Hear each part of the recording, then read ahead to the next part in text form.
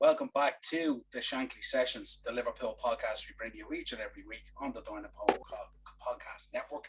Head over to YouTube, smash that subscribe and bell notification button. Audio versions of the show are available through Spotify, Apple iTunes, Podbean, wherever you pick up your audio shows, we'll be there. And obviously, if you want to contact the show, you'll get us on Twitter at Session Shankly or the Upper Tier on Facebook and Instagram. Joining me tonight, as always, my partner on these Liverpool podcasts, Dean Dean, how we doing, my man? Sadio, Mane, running down the wing, Mane, hear the cup out sing, Mane, we're all going to Madrid. Deadly. Well, I can guess people know now what this episode is going to be about. This is a bonus Shankly Sessions episode that we're going to do tonight, looking back at 5 years of Sadio Mane and Liverpool. I can't think probably of a more upbeat podcast that we could do. No. Looking at the career of this man, an absolute superhuman being, a super footballer, an all-round great person, and a super person I'd imagine to be around on a football team or in a training session. No, definitely not. And, just before I came on, I was wandering around, like you sent me the layout for it. So basically what we're going to do is you have everything kind of topic out, so we just go off what you had say, but would be like literally the last few minutes before I came up to come on to you, and I was just thinking to myself, if there's a player who defines where we wanted the club to be, he signed, it's probably Sadio Mane. He's everything that kind of, the humbleness, just the selfless guy and all the happiness, it's just everything that we all aspire to be, isn't it? Like when we talk about when he signed, and like, really, is this the signing who's going to take us to glory? And it's just like, that was Jurgen Klopp's like first kind of standout signing, and ever since that goal against Arsenal, it's just kind of built into something massive. Hope he doesn't leave anytime soon, because it's people like him that that gets us smiling, that gets us kind of lifts everything that we need to be. Yeah, he's absolutely infectious when you see that smile. I mean, even when he does something wrong or something bad on the pitch, he just keeps on smiling like it. It must be torturous for the opposition to turn around and just see that big Senegalese smile, whether things go right or wrong. It just there's no change in that expression on him most of the time, you know what I mean? And it's just, to me, he's just a breath of fresh air. I actually think as well, if there wasn't a shilling in football, he'd still be playing it, wouldn't he? He just doesn't really seem. I mean, he gets the rewards for the player that he is, but I don't think he even cares about it. It just allows him that platform, to help people back home, do charity stuff and all that kind of good stuff. I mean, he has what he wants. He's set. Yeah, and we're just happy that he's set and he's at Liverpool. Oh, 100%. You know what I mean? Absolutely. So I suppose let's get into it. Where do we start? Born the 10th of April 1992, 29 years of age. Place of birth, Bambali in Senegal. Plays for Liverpool, joined since 2016. 162 games for Liverpool, 74 goals. Fair to say he was kind of slow enough to adjust into it, but by God, once he got going, I mean, that season that he had, he was just outrageous in terms of goals. Just like, there isn't one, his standout performance, not performance wise, but I just think the goal against Bayern Munich in the Champions League in 2018, 2019, that's one of the long ball from Van Dijk turns Neuer, who was for a time the best goalkeeper under the sun, turns him inside out, and then just a little dink over him into the net, and then he just runs off. It's just, everything's just, it's like freedom to him, like we always thought he was a good player, like when he was with Southampton, and then he signed for us, and I always talk about, well, Jesus Christ, when we signed Sadio Mane, and it seems to be like kind of the thing with a lot of players, like when we signed Jordan Henderson, we were like, where is this going? Signed Bobby Firmino, he was relatively unknown. We knew how good Fabinho was, but like that was kind of so left field. Like when he came in, you were like, Jesus, like, and it's kind of been a common thing under Jurgen Klopp, even with Mo Salah. Like we've not made, other than probably Van Dijk and Alisson, the prices that we bought them for, and we knew how good players they were. But under Jurgen Klopp, we've never really went out and made that big statement signing and said, well, look, this is a statement to football, and like people need to stand up. We've built something, and that's what I like. We talked about recently on one of the mashups about how Man City have all the money in the world, and every signing they make is kind of like a statement signing. Whereas I think when I think about it now, like it means more the fact that we've built something. You know, we brought, nobody thought when Mane came in how good he was going to be for Liverpool. Nobody thought when Mo Salah came in like where it was going to end up with. Same with Bobby Firmino. Yeah, it's just kind of been a whirlwind of emotions. And when you look at players like him, like when he scores goals and all, the freedom in the celebrations, the smile on his face, it's literally all of the fans as one. Like it's just been unbelievable. Yeah, I know we signed for 34 million on a 5-year deal, and I know in the Liverpool fan base, he definitely had his critics, and certainly opposition and rival teams were laughing at us at the time, going 34 million for Sadio Mane off Southampton, and they thought it was laughable, you know.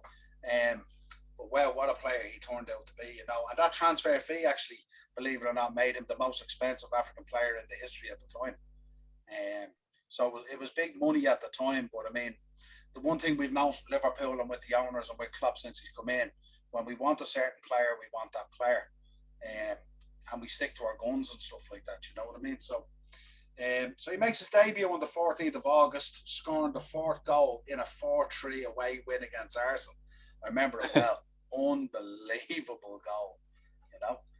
I remember being in. Me and my missus kind of had a thing for 4 or 5 years that the first game of the season we'd go to O'Neill's on Suffolk Street.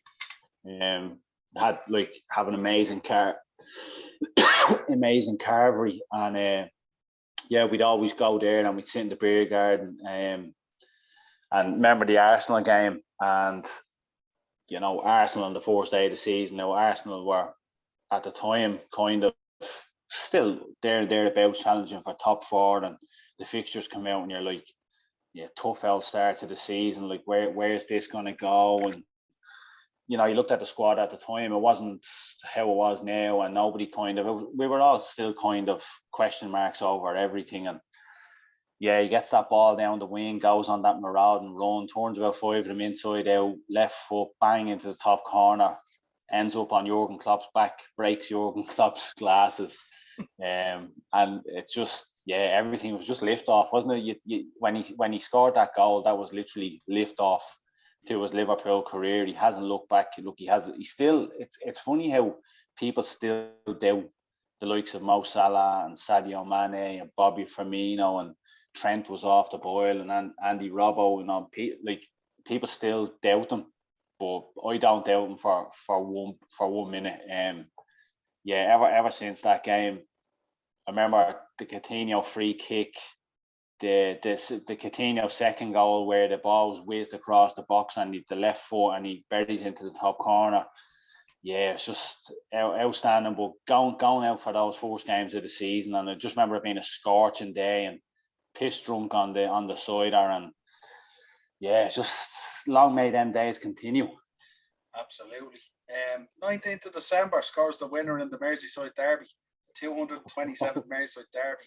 This is a man who was creating history as he goes along, you know what I mean, breaking numerous records and stuff like that, you know. Scores 2 goals against Tottenham in the new year of February at Anfield for Liverpool's first league win in 2017. And then was named as the PFA Team of the Year after scoring 13 goals, and was awarded Liverpool's Player of the Season on the 9th of May. So decent first season without being amazing and crazy. Still a decent start coming in to that situation, you know, and you know, certainly setting the scene for what was ahead, you know. Oh, 100%. Like, you look at like his in all competitions for Liverpool, I think he's 218 games, 97 goals, 36 assists, and champion of everything. You know, he's a heartthrob of Liverpool. You know, like you'd go long and far to find someone who tell you that they dislike Sadio Mane. First couple of seasons, like the thing you have to think about is, Niall, he's not a striker. You know what I mean? Like, so for the numbers that he's put in playing as a winger, like you can't question him unless you support someone other than Liverpool. You know what I mean? Because I back him 100%. Like we talk about, like, well, I talk about Kylian Mbappe coming to Liverpool, hopefully fingers crossed. And like the only sad thing about that is we are going to lose Sadio Mane or Mo Salah for him to come in, because as good as Kylian Mbappe is, you still don't want to see Sadio Mane sitting on the bench there. You know, he had like last season where he came out and openly said he was suffering mentally and physically and all, but it's still not the same when he doesn't play. You know what I mean? I absolutely love him. I'll never doubt him. And as you said, like the for his fourth season, the numbers were great, and he only got better from there. Yeah, absolutely. We move into the 2017-2018 season, which is kind of was a little bit bittersweet for us, really. You know, so soldiered along in the league and stuff like that. Started off with a 3-3 draw with Watford. Mane scored Liverpool's first goal of the season in that draw. Named Premier League Player of the Month after scoring a goal in each of the Reds' 3 matches in August. So hit the ground running in the new season big time. 9th of September was given a straight red, if you remember that high kick into Ederson's head, nearly decapitated the man, you know. But again, at the time we were looking at it and we thought that the red card was a bit harsh, but then when you looked at the damage to Ederson afterwards, he was pretty fucking beat up, you know. He was pretty beat up, Niall. I'm not just saying this because I support Liverpool, but like a player has every right. Like what, like if like you've seen it in the box where decisions have gone, like where clear blatant penalties have been like kind of waved away and all. The ball was outside the box. You know, the ball bounced up. He went for the ball. It's not his. I understand, like he caught Ederson in the face, but in my opinion, it's because of the balls Ederson had that he put his head to it. You know what I mean? Look, at the end of the day, a red card, yeah, fair, probably the fair decision. But the criticism he got after it, you know what I mean? It was a case of he was brave enough to go for the ball. Look, we seen with your man Schumacher, the German goalkeeper, way back in the day. He nearly murdered a guy coming out to clear the ball, where the attacker was brave enough to put his head to the ball, and the goalkeeper had no regard for his life whatsoever. He was lucky to come through that. So for the abuse that he received from all angles regarding the Ederson situation, at the end of the day, the ball was there to be won. It was outside the box. It's not like it was on like in the 6-yard box and the keeper came out to claim with both hands. The keeper put his head to it. So in some regards it was bravery, but in some regards it was stupidness. The keeper could have stayed on his line. The ball was like up about 6 feet in the air. So look, it is what it is. It happens. Shit happens at the end of the day. Yeah, I suppose, you know, we know that he's not a nasty player and stuff like that. And I mean, the stuff afterwards where he contacted Ederson and all, and they spoke and all, he was genuinely concerned about the guy, you know what I mean? So yeah, that shows the making of the man. But it was an interesting season until halfway through, because, you know, we had the Fab Four up front. Let's not forget about Philippe Coutinho, you know. And then, of course, he headed off, and we were left with the Fab Three. Fab Four became the Fab Three. 14th of February, scored his first hat-trick for Liverpool in a 5-0 away win against Porto in the round of 16, first leg, 2007-18 UEFA Champions League. Valentine's Day as well. The Valentine's Day massacre. The original Valentine's Day massacre was when Paul White came from underneath a ring and chokeslammed Stone Cold through a steel cage. And then along comes Sadio Mane, the smiling assassin. And yeah, because I think we got them 2 years in a row, and we gave them, was it 2 years or 3 years in a row? But we gave them a hiding each time. But yeah, I remember being at home watching it with me dad, and obviously you have that kind of the pessimism and your like the Champions League knockout stages, and you're saying to yourself, look, it's all on the night, and Porto are now kind of push over, but we just seem to have their number, and yeah, I think that year anything we touched, we were just on fire. Absolutely. Especially him. Here's a stat that shocked me. He only became the second player to score a hat-trick away in Europe. For Liverpool? Yeah. And I couldn't believe that. I just couldn't believe that stat.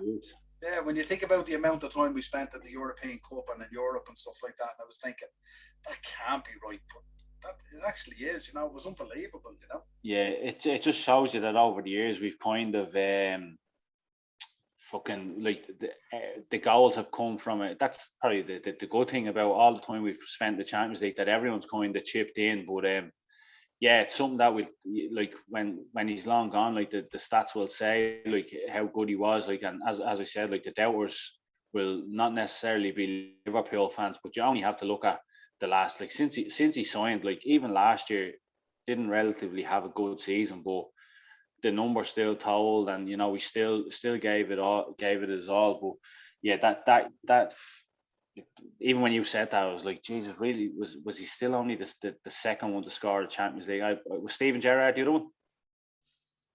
I actually didn't look up who the other one was. I'm assuming it was Gerrard. Yeah, I'm thinking of Steven Gerrard. Yeah. Anyone wants to drop it in the comments and correct us and let us know. I didn't look who the first one was. I should have, but I just couldn't believe there was only two. But there you go. You know what I mean? So, scores in a 3-0 win against Bournemouth and overtakes Demba Ba as the highest scoring Senegalese player in the Premier League. So just for our Chelsea fans, we didn't let that one slip. Yeah, bring it up with the lads on the Chelsea Roar if they ever do a show again. Yeah, absolutely. Now, obviously, we go into the final. Backs are up. We think this is going to be great. This is it. We're going to do the business. I was sitting in the Kop with Ben, ready to experience Champions League glory again. And Ramos pile drives our French shoulder first into the turf. Off goes Salah. Heads kind of dropped a bit. Karius had an absolute mare. But that goal that Mane scored that night, to me, is still one of his best goals, I think. Even though he was on the losing side.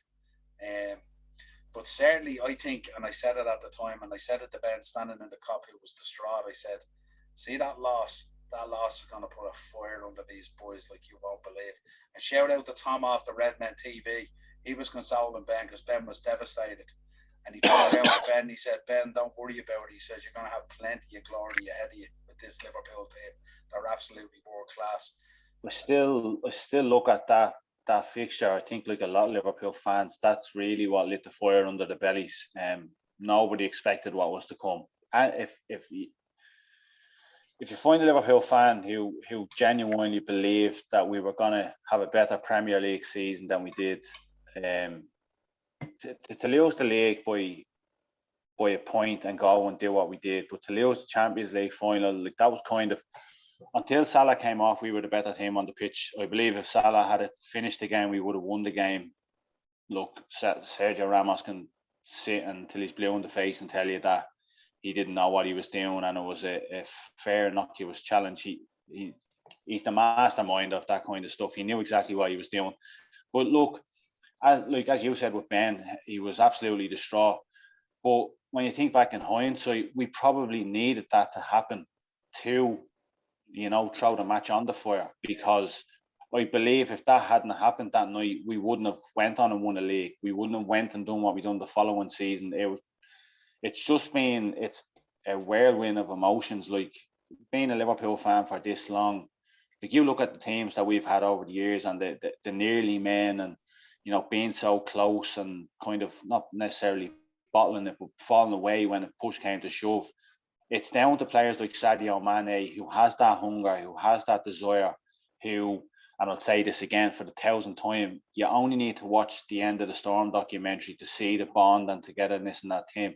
And I'm just happy that I lived to see this happen, because I'm going to pass this down to my son, and I'm going to tell him about the times that we witnessed. And I'm sure Ben will do it with his kids, like the documentaries, all the stuff we've collected over the years and all. He's front and center of everything. Like after the Champions League win, the following season, like I reached out to a couple of people I know from Liverpool, and I was like, lads, any chance you can like pick me up the winners edition of the Echo? And a random fella that never spoke to before, didn't even know his name, he picked up on my comment and posted it to me, and I still have it all in my room. It's in a box, and I just regret that I never started collecting these sort of things many years ago. Whereas you're starting to do it with Ben now to get him into it, and Dylan as well. But like when I look back, when Lewis is old enough to understand what it means to support Liverpool, I can't wait to open that box and be like, look at Sadio Mane holding that trophy, and look at the goals he scored over the years, and look what this fella did, and look what that did. And that's why that night, to lose that final, I genuinely believe that was the start of what was to come. Yeah, absolutely. Absolutely a trigger. Little stat for that season as well. Liverpool became the first team in history to have 3 players that scored 10 plus goals in the competition. Isn't that that is some record, isn't it? That's if those 3 were playing for Barcelona or Real Madrid, they'd still be talking about it now. I find it hard to believe when I look back at the stats for that season, just how good the 3 boys were up front. You look at the stats since Salah scored and the 3 of them are together, the goals and assists that they have, and for people to still doubt them, I'm flabbergasted by it, because they don't get the respect that they deserve. It's that season alone, like Jesus Christ, nearly every week at least 2 of them were scoring. Absolutely, it was incredible as well, and the link up with Bobby Firmino at the time and stuff, and even Henderson and stuff like that, it was just incredible. Like, it was just so natural in the way they did things, and they just looked like a bunch of lads that were really enjoying their football and just playing. It was like when it was schoolboy football, and you had 11 best mates that played for the same team, and it was just enjoyable. If you watch back, even if you're not a Liverpool fan, if you watch back the DVD that came out off that season, everything was just freedom, enjoyment, togetherness. There was no one that got carried through games. Everybody stepped up. We talk about Jordan Henderson when we done the 10 years of Jordan Henderson. Like when push came to shove with him, he really grabbed that team by the scruff of the neck. And everybody talks about how good that the front 3 was. But look, with that team, we defended from the front. It's not that they just stayed up front and they scored goals. You look back on some of those games when it really came down to it and we needed to get that goal, those boys were back defending for their lives. But 2 seconds later, we're up the end of the pitch getting the winners. Yeah, absolutely. So we move in 2018-19 season. I have to say, I came out of that Kiev final sort of a little bit deflated, obviously, but also quite excited for what was ahead. I did have a real feeling that there was going to be a fire in the belly of these boys to prove a point. And boy, did they go out there that season and do it. Going out and buying Fabinho and as basically a little, here lads, look, cheer up, it's not all that bad. Like, because that was, we all thought he was going to Man United. I think you might have actually texted me and said we signed him, and then it just took up. I went on to Redman TV and it was just exploding. And the next thing you know, he's in a Liverpool jersey, and I'm like, where the fuck has this come from? And it's just fucking, like, it's just a roller coaster that's just been going 100 miles an hour since. Yeah, that was literally 5 days after that final, wasn't it? Remember, it happened really quick. It happened that quick that we didn't even know we were interested in him. Yeah, absolutely. So we kick off sort of, you know what I mean, 22nd of November, he obviously signs a new long-term deal with Liverpool. Very happy with the club. Going along great, development great, fitting in great. Starting to see signs of a bit of success potentially coming and stuff like that, But let's move straight away to March 2019. He scored twice in a 4-2 win over Burnley. The second of which was his 50th competitive goal for Liverpool. Which was in no time at all. Like, when you think of 50 goals, and his goal saw him become only the 5th Liverpool player to score in 6 consecutive home Premier League games. Um, you know, unbelievable. League appearances. Only outshone by Michael Owen, Fernando Torres, Luis Suarez, and Mo Salah. So he's in great company. And how many of them players are out and out strikers? Yeah, you know what absolutely. I mean. 3 days later, he scores twice, if you remember, in the 3-1 win over Bayern Munich. You touched on it already, but absolutely incredible win. What a fucking night. Incredible. We absolutely just blew them away, you know what I mean? And this is where we were thinking now, this is the excitement. We're starting to believe big time here, you know what I mean? This was the night that the C Senor was born. Yeah, absolutely. It just came, not that it came full circle, but that we didn't fear anybody, did we? Like, we literally, you could have put Barcelona and prime Barcelona and prime Real Madrid.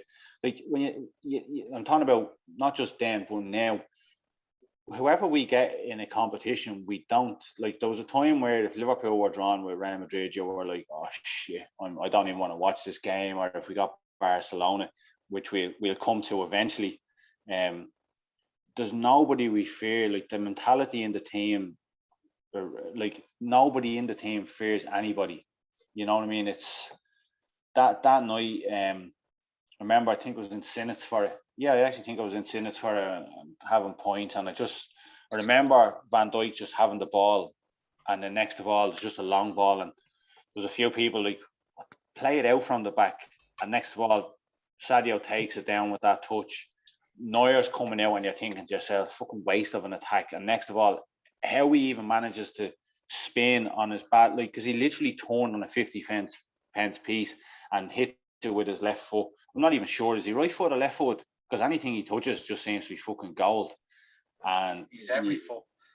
But as you said, when we won that night, and you watch the players, because the Liverpool fans were open to gods, and the players are at the other end of the pitch then, and they're up celebrating with the fans, and I think everybody just stuck their chest out, and it was like, this is going, not, we weren't 100% nailed on, anything can happen in the Champions League, but we all started to believe that, like, you should be fearing us. It should never be the other way around now.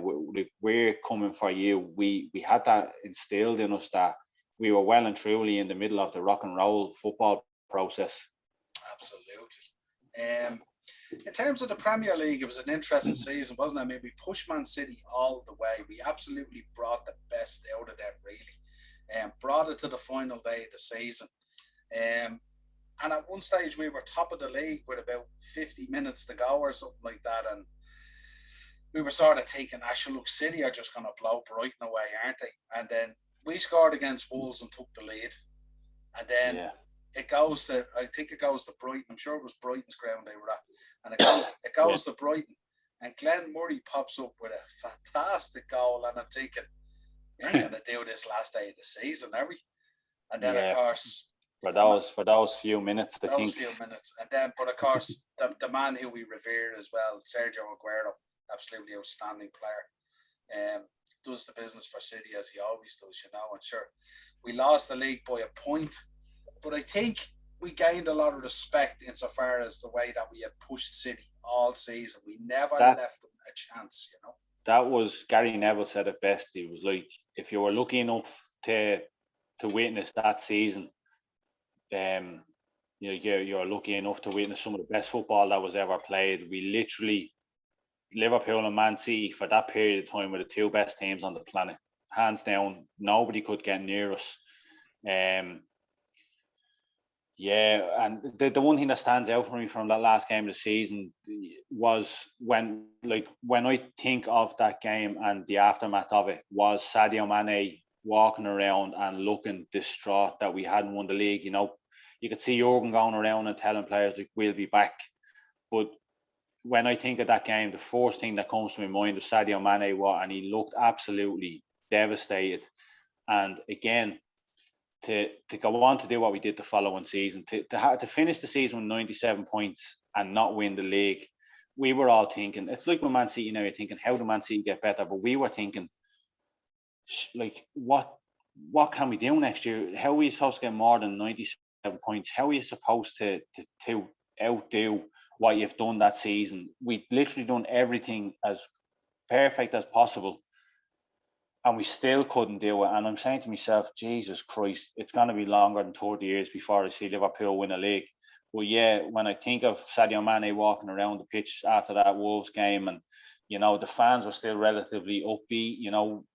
We didn't win the league, but we got that close. They walked off the pitch that day, and I'm sure they went into the dressing room, and everyone sat down in that room and was like, are we all in this? Yeah, we're going for it again next year, and we're going to go on to that now. But yeah, what happened the following season is. But before we move on, we'd have to discuss a very special night at Anfield. But before that, obviously, a bit of a howler over in Barcelona, where we had lost 3-0.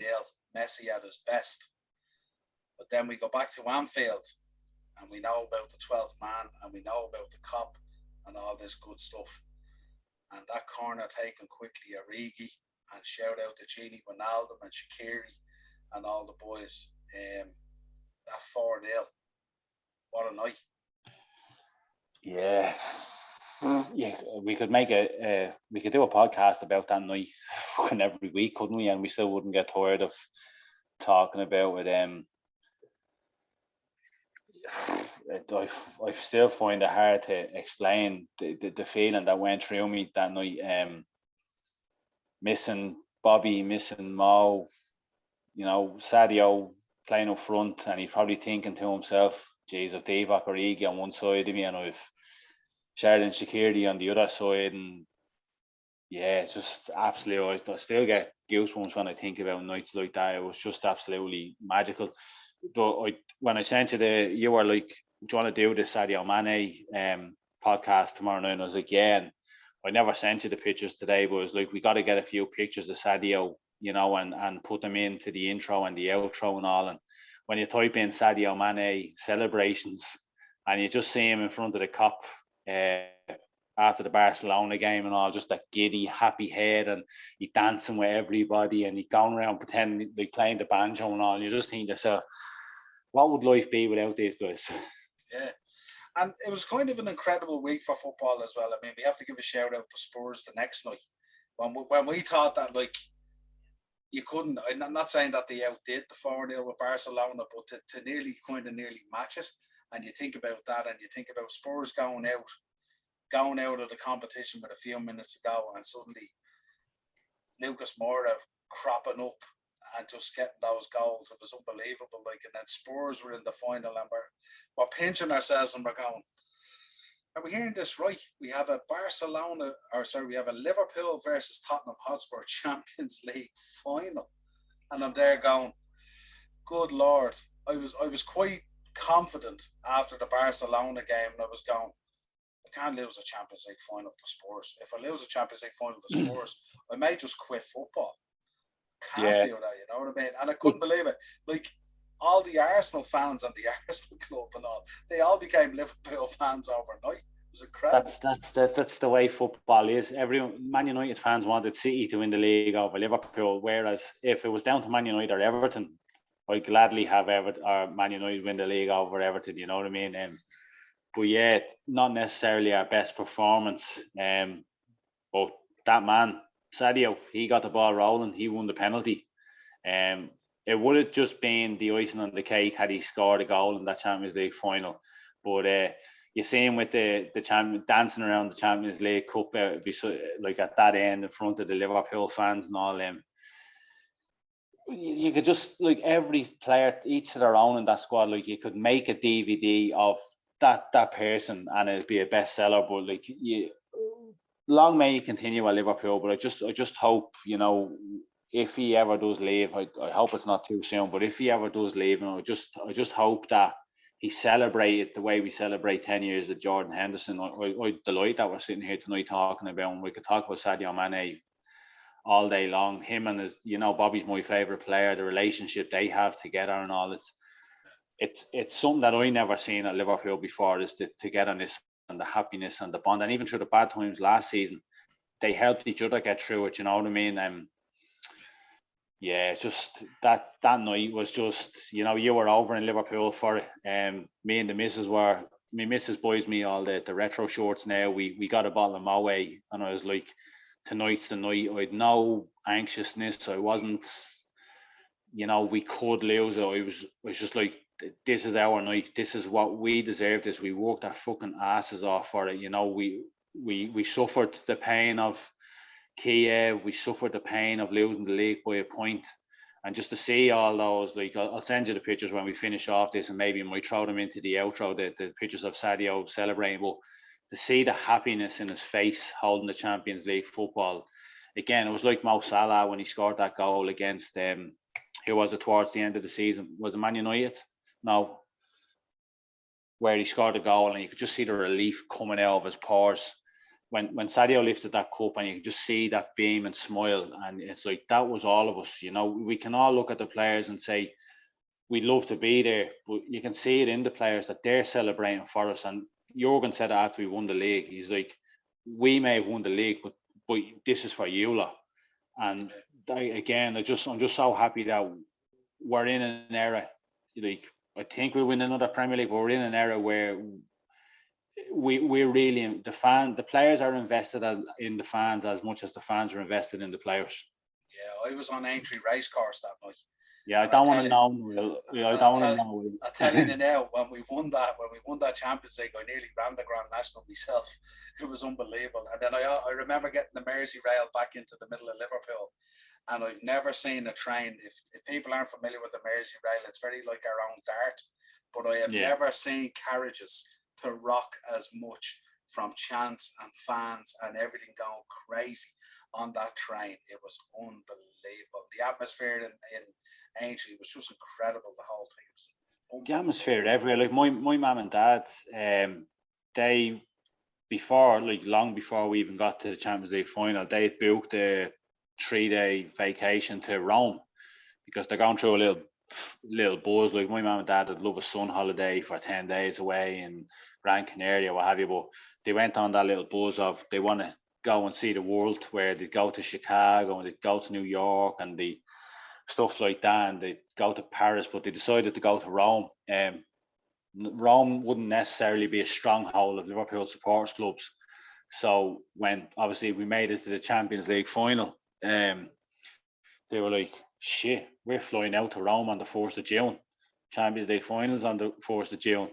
We only land at 7:15. Champions League finals at 8 o'clock. My dad's a staunch Liverpool fan. He's just, if you think I'm a mad Liverpool fan, my old lad he'd be like yourself. And when the final was over, they rang me, and my dad pissed drunk, my mum pissed drunk, and I was like, well, they just find somewhere, and it was like, we found an Irish pub in the back arse of Rome.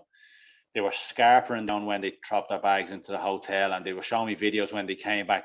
And you look at the videos of everywhere across the world, like India, Pakistan, Hong Kong, America, New York, and Carragher's Bar. And my dad showed me the Vatican City in Rome, and he showed me an Irish pub full of Liverpool fans going absolutely ballistic. Yeah, just insane. And then you were showing me the videos of Aintree and all, but yeah, me and my missus sitting in our retro Liverpool jerseys. We had plans to go out the following day, on the Sunday for the day. She's sitting there with her hairnet on and her curlers in. And as I said, we got the bottle of Moe in. I was like, tonight's the night. We're going to celebrate in style. Get the leg over. A few glasses of champagne. My missus, I go in to have a Barry White. Come back out. About 10 minutes gone in the game. Missus in there with the champagne open. So I'm like, leave the bottle empty, will you? And then at the end of it, we can pretend I'm celebrating, but it's fucking empty. Brilliant. Let's move in then. This set us up then for this 19-20 season. Safe to say, you know, I loved winning the Champions League, but of course I'd experienced it before. But I was a long time waiting to win a Premier League, even though we had won leagues. Yeah, but you got to celebrate us winning a Premier League or a league trophy before. I didn't. Absolutely. But this one was kind of a weird one, wasn't it? Because we started like a bat out of hell, didn't we? And we hit the ground running. and we didn't drop a beat. We started out 14th of August. Mane scored twice in the Super Cup, where we beat Chelsea, 5-4 on penalties. We remember this night for something else, even though we won. Go on. Just we talk about the humbleness and the selflessness of the man. Brought tears to me eye actually, because we'd seen the build up to the game and we'd seen the young lad with no legs or anything, and he out playing keepy uppy with the boys and all, and he's sitting on he scores the 2 goals. He's sitting on the bench then, and the ball boy walks by and he's like, and he just that look that he gives, and he's like, call him over, and he just hands him the jersey and gives him the hug and all. And if you ever needed to see something that epitomises Sadio Mane, you just need to watch that clip, because even though we won another European trophy, and good old Adrian had won more European trophies in his fourth game for Liverpool than he had in Man City's whole history. It's just the euphoria of winning a European trophy, but that for me, sums up the man. Just sums up the man. Like, it's just perfectness. It was mad, really, when you think about it, because like the ball boy was sort of like, he wanted to, but he didn't. Yeah, he's like, I mean, he wasn't sure whether he should or not. You know what I mean? And I got the feeling that like Mane was nearly. It was literally like an out of body experience where Mane was nearly looking at himself as a kid again, as a fan or something like that. And he was handing him the jersey. The look on Sadio's face when he took the jersey off him, it was like Sadio was the kid and he took the jersey off him. He was like, "Yeah, come on." yeah. No, it was absolutely brilliant. Incredible, on his 100th Premier League appearance for Liverpool on the 5th of October, he scored his 50th goal for the club in a 2-1 win over Leicester City. So again, what a game! Constantly meeting milestones and breaking records and all that kind of stuff. Absolutely incredible. 21st of October, he was named in a shortlist for the Ballon d'Or, which was absolutely incredible. And I do believe, regarding the Ballon d'Or, again, it's if Messi and Ronaldo weren't around, I'd say there's a couple of Liverpool players that would definitely have collected the Ballon d'Or over the last 5 years. I do see it necessarily as UEFA and FIFA, if it has to be one or the other. I know Modric got it a few years back. Just talk that Kante would have got it if France won the Euros this year after winning the Champions League. But if again, and it's been kind of the telltale over the last 10 years, if Messi and Ronaldo weren't around, there's so many other deserving players that should have got it. Because you look at Real Madrid and Barcelona, and like, even when they didn't win leagues, it was like, oh well, look at the amount of goals they scored. I'm not being disrespectful to La Liga and all, but Messi and Ronaldo should be expected to score that amount of goals in the Liga. Whereas I know Ronaldo done it in the Premier League. You never know if Messi could have done it in the Premier League, but Van Dijk definitely deserved it, I think. And I do believe that Sadio or Mo would have won it if the other two weren't around. Yeah, Van Dijk was in there as well. Van Dijk was third. Van Dijk should definitely have won a Ballon d'Or, 100% for that season alone. I know everything was like, but do you pay money to see Virgil van Dijk? He came into Liverpool and changed everything. Everyone's talking about what Ruben Dias done at Man City. Look at the stats. Look what Liverpool achieved when Van Dijk came in. Champions League, Premier League. What did Man City do? Won a Premier League. Well, you know what I mean? Yeah, absolutely. But sure, we won't get too down on it. I mean, 2 days later, we went out against Everton and we bet them 5-2. Outstanding. With a second team out, may I add? Yeah, absolutely. And that extended our unbeaten run.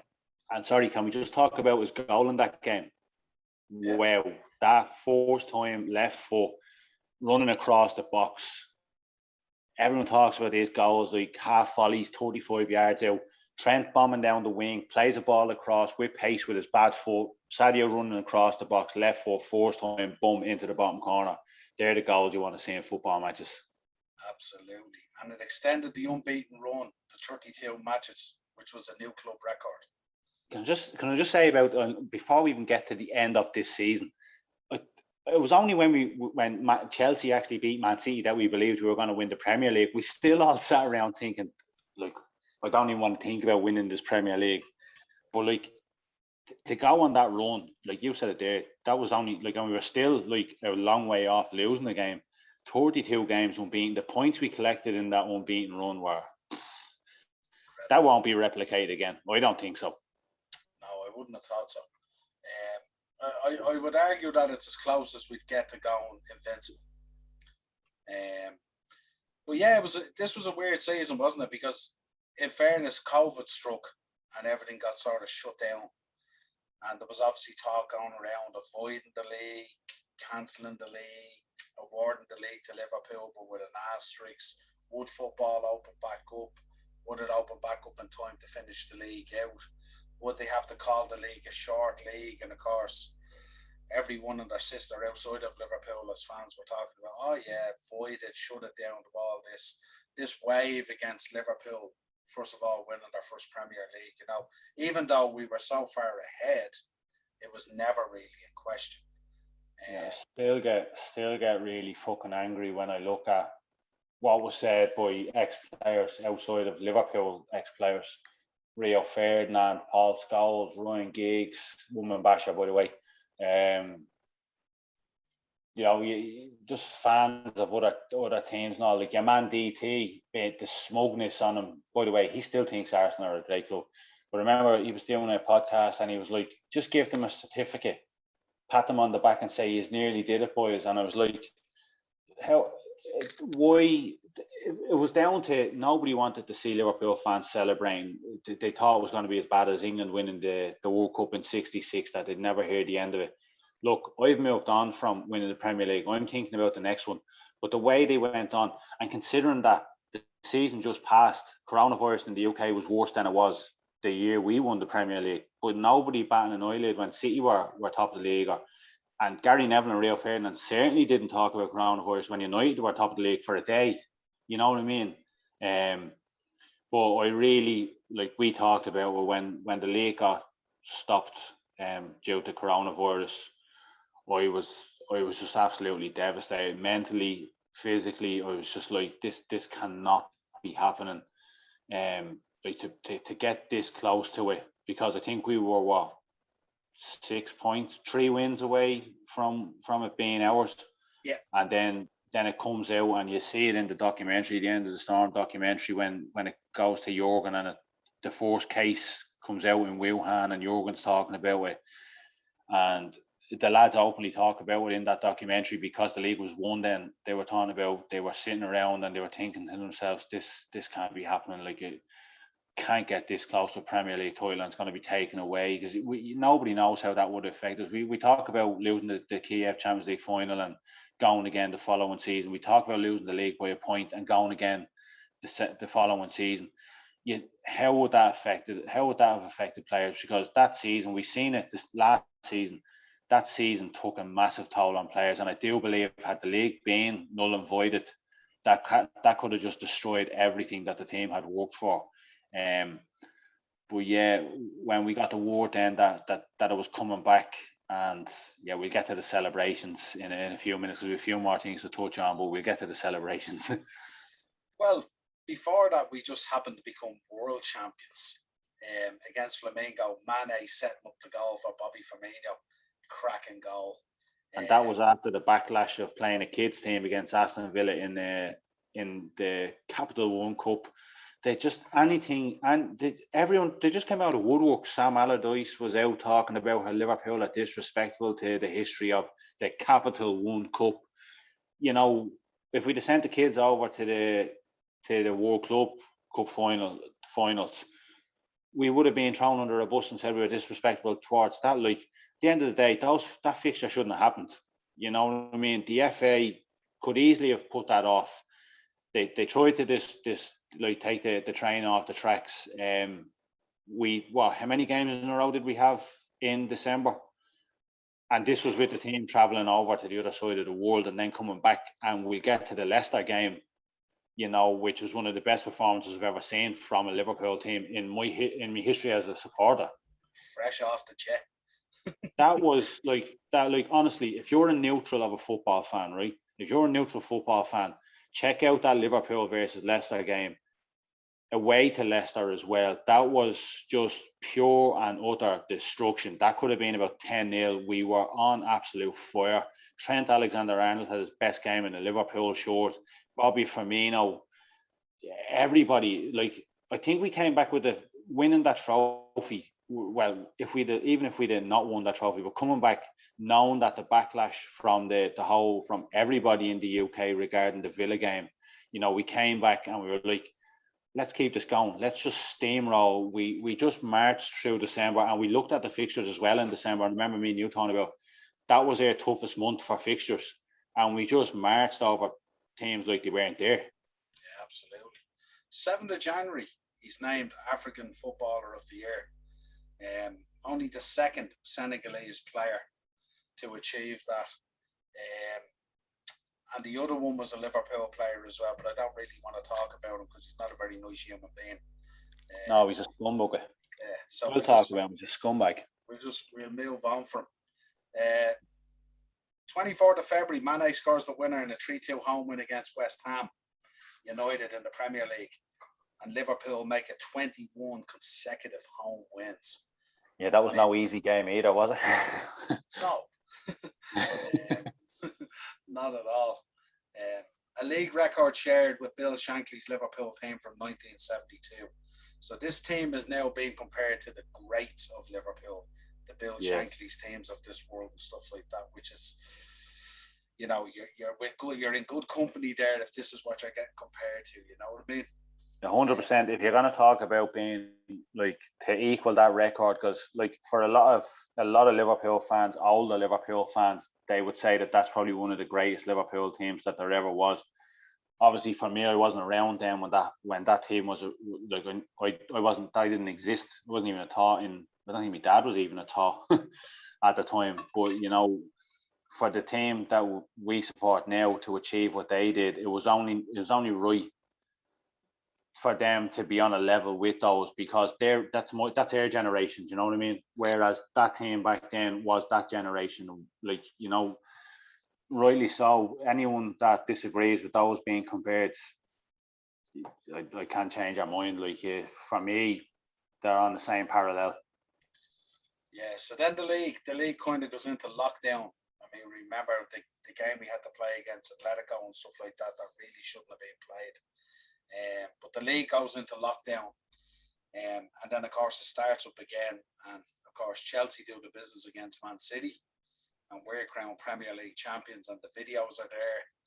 You can see the lads in the hotel watching the Chelsea game, and they're jumping around, and it's just there's beer going everywhere, Klopp is everywhere, the boys are everywhere. And then I just remember the videos. I know they made a couple of videos after Sky Sports got Klopp on and stuff like that at BT and various other channels now, and they were in tears. Hendo, Klopp, the whole lot. And it was surreal, really, for me, because I was 30 years waiting for it. You know what I mean? And because of COVID and all that kind of stuff and all, I literally didn't know what to do. No. I just remember you ringing me, and because I was sitting there with my dad, and as we were talking about it on the 10 years of Hendo celebration, and I remember I was in work that and I was watching the game on the bus coming home, and Chelsea scored the penalty and the final whistle goes, and I'm on the bus celebrating, and people looking at me. I'm like, Liverpool just won the league, and I'd say there were people looking at me saying, who's this fucking lunatic jumping up and down all over the bus and all like a lunatic?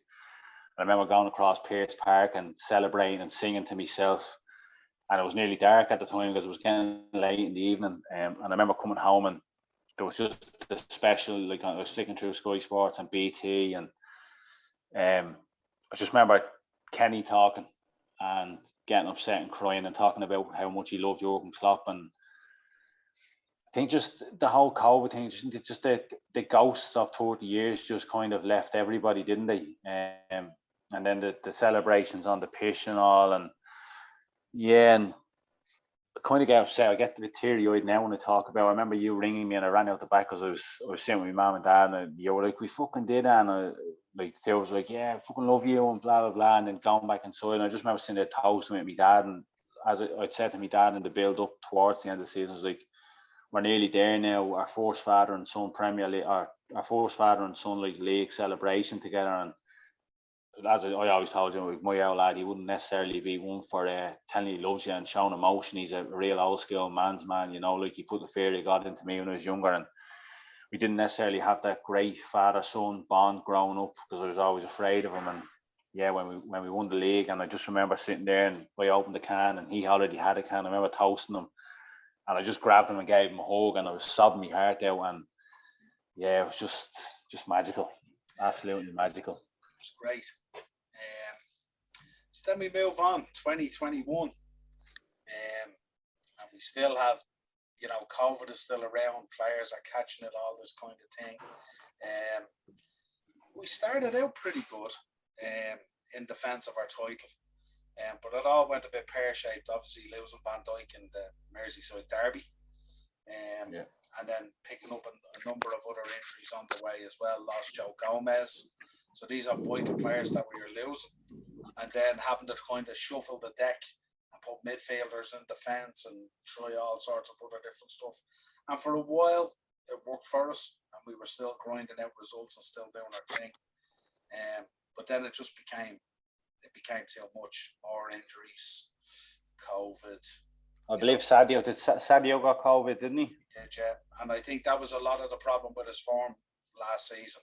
He wasn't the same after that at all. Yeah, I think he was suffering from that long COVID, and I think Kai Havertz suffered from the same thing. And now we're only seeing the real Kai Havertz at the moment as well. You know? Yeah. But I do think it greatly affected him. And you've touched on a number of episodes where he came out and he spoke about how poor he was that season as well, and you know, the mental issues that people faced during lockdown, all that kind of stuff. And you know, some of the videos that they put out, stuff like that, the training videos where they're training, and you know, shout out to Ox Chamberlain. Some of his videos were brilliant that he was putting out there and stuff like that, you know, trying to keep people upbeat. But it's very difficult for them as well. They're training in a bubble, they're isolated there with their family. You know, some of their families, you know, Thiago coming in and, you know, trying to balance it out. His family can't really get into the English culture, if you like, because they're on lockdown. They can't really do anything. They're all operating in this, you know, pro sport bubble, if you want to call it. So it was just a really, really, really difficult season. And that's not to take away from any other team either. But there's a certain expectation there from us, you know. That's what I touched on before the season finished. And we talk about injuries and we talk about lads getting COVID. And I did say that short term, playing players out of position is great. Long term, it's not going to work. And lucky enough, Jurgen did listen to us and saying, play a centre back's a centre back, play midfielders in the midfield. And I believe if Fabinho, look, we got Champions League football, we finished third in the league when people probably thought we were going to finish 6th, 7th, or 8th. So I'm not going to talk about hindsight and stuff like that. But I did say during the season regarding Sadio, as much as he was putting pressure on himself, the spotlight was firmly on those boys because of the standard, the bar that they set the 2 previous seasons. You know, so people thought they were going to come out and score 25 goals each and have 10, 15, 20 assists each. And we were going to push Man City to the first or to the last game of the season, and you know, be a flip of a coin then who'd win the league.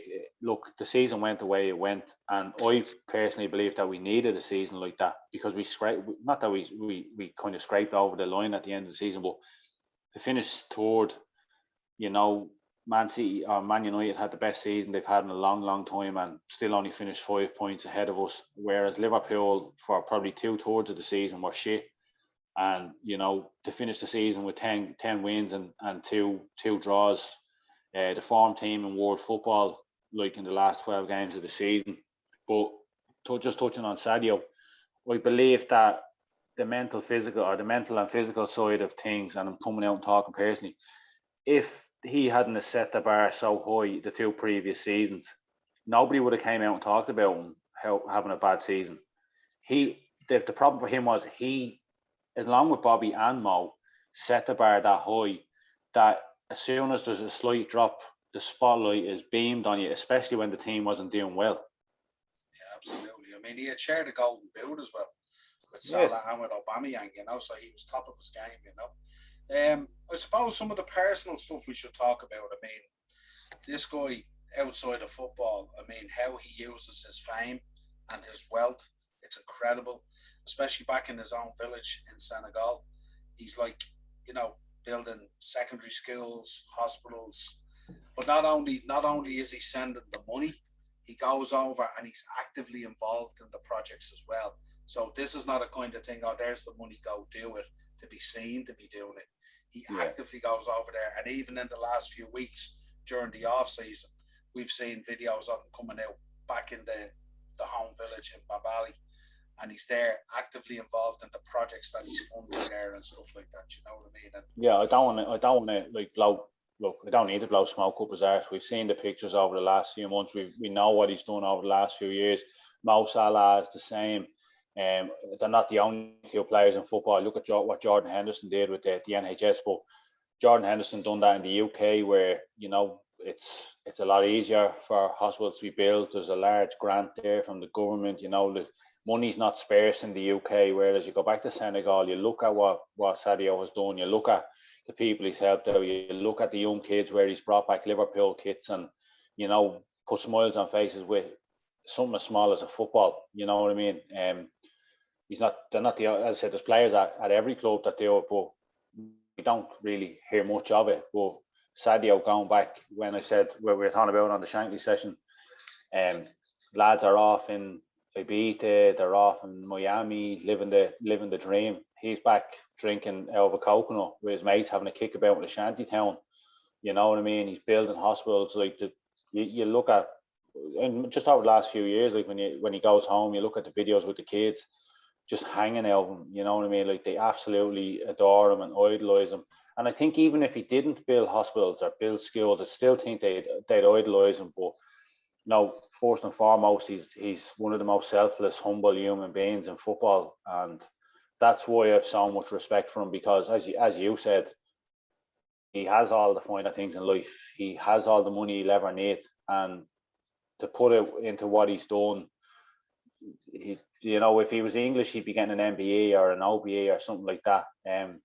Hopefully, when he finishes playing football, that he'll get what he rightly deserves back home. And who's to say we won't be talking about Sadio Mane, president of Senegal, someday? But no, just such a selfless, humble guy, and I'm just happy that he's one of our own. And also continuing to donate at the moment the fight against coronavirus in Senegal as well, which is huge for these developing nations and stuff like that. You know what I mean? It's so critical. So I mean, that money that he's sending over there in that fight against coronavirus, every day he is saving people's lives and people. But not even back home as well, Niall. And I talked about this on the Shankly sessions. You look what he done in Liverpool during the lockdowns. There's a cafe that himself, I think, Dejan Lovren, Mo, and I'm not sure who the fourth one was a small cafe that they always stopped off on the way into training to get their coffees. And he still went in as often as he could to get his coffee and was making donations to make sure that the staff were still paid and all. So, for everything he's doing at home, he doesn't need to be doing anything in Liverpool to help out with cafes. You know what I mean? The furlough scheme was in place. He could have solely just said, we don't have a furlough system back in Senegal. Like, these people are really, really poor. To dig into his pockets to help people in the city of Liverpool as well. Again, I'm just happy he's one of our own. Yeah, it's definitely the link and the fabric between the close ties between the city and the club, which is always there. You know what I mean? So it's great to see it. Also sent home 300 jerseys for that Champions League final to his hometown as well. 300 Liverpool jerseys. So this guy, he's could you like him anymore? You know what I mean? And then obviously we touched, on the ball boy in that cup final against Chelsea and stuff like that, where he called the ball boy over and gave him the jersey, and I'm sure that jersey is sitting in a frame somewhere now. And that ball boy looks fucking sold on eBay. I doubt it. That's not something you'd be part with, is it? Not at all. That's definitely something very, very special. You couldn't put a price on it. You know what I mean? And the sheer delight in his face and the hug he gave the kid and stuff like that. So I know for me and you here anyway, two very, very big Sadio Mane fans. I'm very appreciative of what he does for the club and stuff like that. How to be And celebrating on the 30th of October. Absolutely. And sure, if anyone's listening from Liverpool, you don't need to sell these guys if you want to bring Mbappe in. You just need to talk to Nike and break out that red cardinal money and just go buy players that you need to buy. There's no need to be selling guys like these who are. We can play 3 at the back, 1 in the middle, and play the rest of them up front. They can all play together. Absolutely. We'll figure it out. But not only a fabulous player, but an absolutely stellar human being. This has been our tribute episode to Sadio Mane, celebrating 5 years in Liverpool. So for me and Dean on the Shankly sessions, as part of the Upper Tier on the Dynamo Podcast Network on YouTube, get over there and absolutely let Oh, Mane, oh, Mane. Brilliant. Until next time, Dean, a pleasure as always. Cheers, bud. See you soon, Paul.